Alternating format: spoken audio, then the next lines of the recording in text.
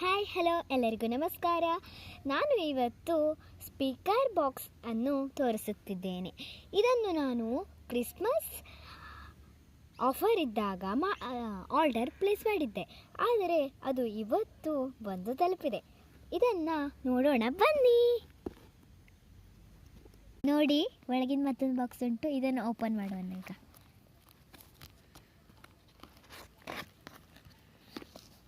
ನೋಡಿ, ಇದು sound box, ಇದು ಚಾರ್ಜರ್ ಬರುತ್ತೆ.